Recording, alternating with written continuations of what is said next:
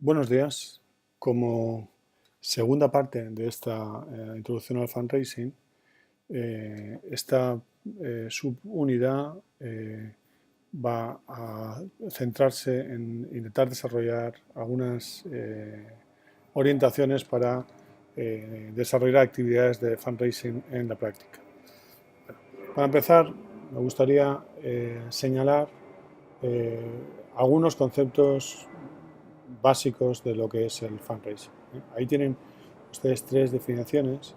A mí me gusta señalar especialmente la tercera, por el hecho de que considero que es importante tener en cuenta que cuando se desarrollan actividades de fundraising, no se están, no se está pidiendo dinero, no se está pidiendo financiación para las instituciones o para departamentos específicamente. Se está pidiendo financiación para un proyecto concreto, para una cuestión fundamental que somos capaces de demostrar que va a tener un impacto interesante. Por tanto, al final el fundraising lo que implica es vender, ¿no? Es vender una idea, vender un proyecto, donde evidentemente es importante quién la vende. O sea, la institución, la imagen que tiene, la reputación es un valor añadido que va a tener una fuerza importante.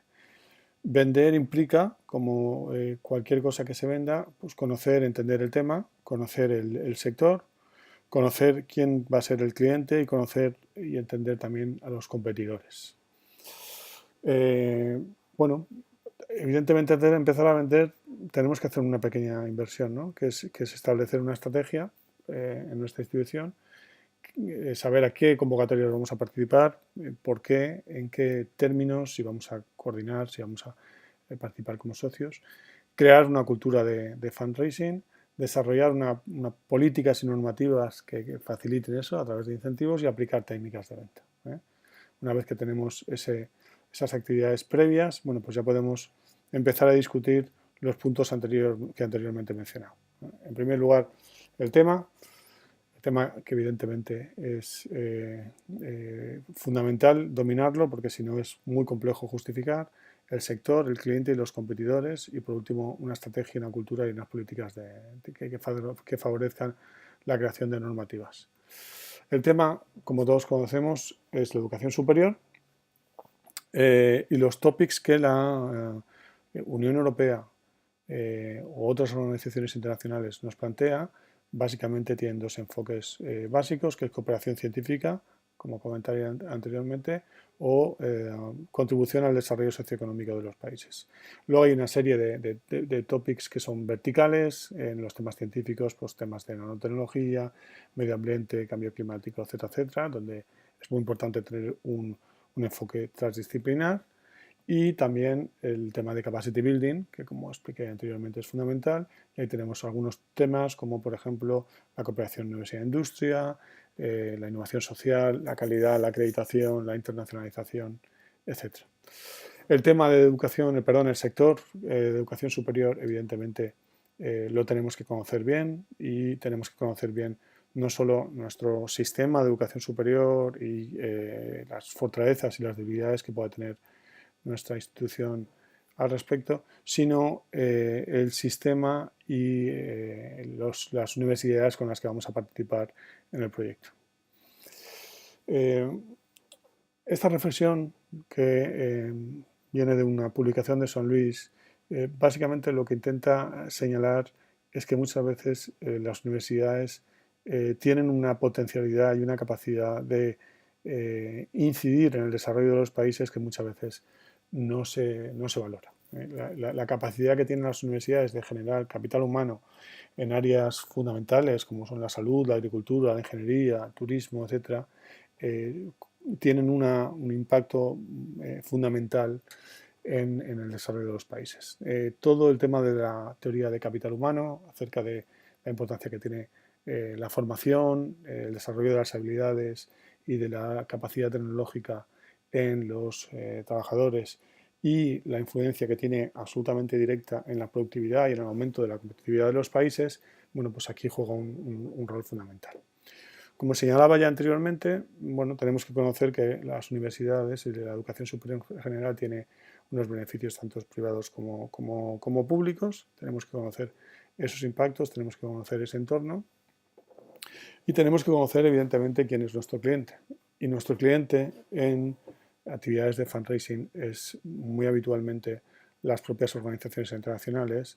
En este caso, en la convocatoria que estamos hablando sería la Unión Europea, pero también puede ser el Banco Mundial o pueden ser otras organizaciones internacionales o fundaciones, etcétera, que además, por las tendencias que vemos en los últimos años, cada vez le están dando mayor importancia y, por tanto, mayor financiación a las actividades de educación superior.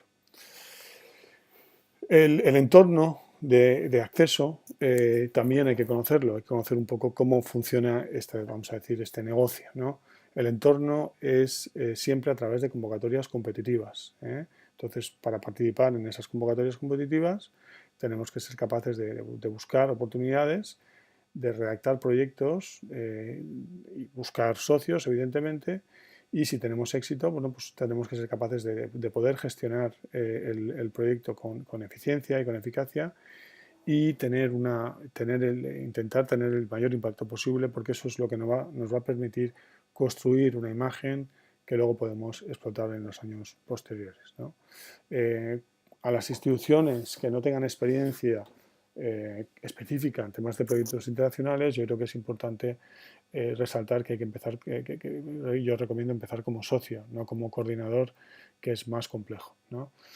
Fuera de este ámbito operativo, de este, vamos a decir, el funcionamiento básico de cómo funcionan, de cómo están organizados las convocatorias, bueno, pues hay pocos atajos. El lobby, por ejemplo, que en otros entornos puede ser más o menos bueno, pues efectivo. En el caso de la Unión Europea, el lobby solo se puede hacer antes de las convocatorias y no tiene mucho sentido porque no va a afectar especialmente al desarrollo de la convocatoria. Con respecto a los competidores, pues bueno, tenemos que identificar claramente quién son nuestros competidores y si son competidores o son posibles aliados, ¿no? Hay una serie de stakeholders, hay una serie de interesados en este tipo de cuestiones, como pueden ser las universidades con distintos perfiles, los centros de investigación, los gobiernos, tanto nacionales como regionales como locales, las empresas, ya sean pymes, ya sean spin-offs, ya sean empresas multinacionales, las organizaciones no gubernamentales, las asociaciones empresariales, las asociaciones de consumidores, etcétera, etcétera. O sea, hay claramente que identificar cuáles son los intervenientes en el tipo de proyecto que vamos a desarrollar y buscar alianzas de cooperación, porque en la mayoría de los casos no vamos a trabajar, no vamos a identificar competidores, sino aliados. Respecto a la estrategia, bueno, pues destacar brevemente algunas cuestiones importantes cuando uno va a desarrollar una estrategia de fundraising en su universidad. En primer lugar, la captación de fondos no es una actividad espontánea e individual. El fundraising requiere de una articulación, de un sistema definido, integrado de actores, elementos normativos, organizativos y funcionales. Esos requerimientos fundamentan que tenga que haber detrás una política universitaria a la que a la fuerza se tiene que vincular un compromiso institucional. Y la forma de desarrollar ese compromiso institucional, la forma de organizar este tipo de cuestiones, habitualmente es a través de un plan estratégico de fundraising internacional, que es la respuesta habitual a nivel institucional para articular la captación de fondos y mejorar su efectividad a todos los niveles de la universidad. Los posibles objetivos de ese plan estratégico de fundraising internacional pueden ser los siguientes.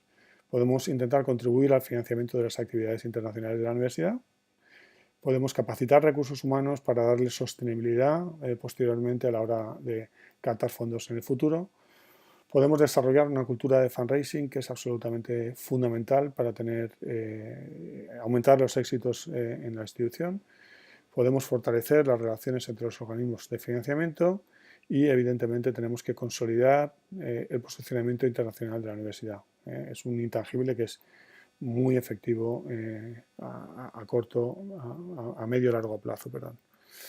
Los posibles pasos para implementar ese plan estratégico de fundraising internacional sería, en primer lugar, un análisis, que puede ser, por ejemplo, una encuesta online, acerca de qué actividades son susceptibles de recibir financiación internacional. Entonces, pues tendríamos que preguntar a nuestros profesores, como digo, quizás a través de un formulario online puede ser efectivo, en qué actividades internacionales estarían interesados en desarrollar, y también, bueno, pues hacer un análisis a la vez, no solo de las capacidades, que es lo que acabo de mencionar, sino también de las políticas, de qué incentivos o qué normativa tiene mi institución con respecto a las actividades de plan de fundraising internacional. En segundo lugar, habría que hacer un plan de formación del personal de la universidad, que se podría segmentar en distintas categorías a través del equipo directivo, personal investigador y personal administrativo. Yo creo que lo importante ahí es darle a cada grupo la formación que le interesa, es decir, al equipo directivo se le puede básicamente sensibilizar acerca de la importancia de estos temas y hablar de oportunidades. Al personal investigador hay que enseñarle a redactar propuestas competitivas, y al personal administrativo hay que enseñarle a gestionar. En tercer lugar, hay que desarrollar un perfil de proyectos. Es un documento que básicamente recoja proyectos existentes y capacidades de generar iniciativas internacionales en la universidad. Y esto viene básicamente del paso 1 del análisis. Después tendríamos que hacer el desarrollo de un perfil de instituciones donantes. Sería un documento que asociamos las anteriores iniciativas con instituciones donantes concretas. Y por último tendríamos que hacer un plan operativo, un programa operativo con una organización temporal, o sea, con un cronograma acerca de qué proyectos vamos a presentar en cada convocatoria. Esa sería un poco la idea fundamental. Como digo, eso sería un resumen de lo que podría ser un plan estratégico de fundraising internacional de forma muy somera. Yo creo que sería útil desarrollar por lo menos una aproximación a este tipo de cuestiones a nivel institucional, y bueno, pues espero que les haya resultado interesante. Muchas gracias por la atención.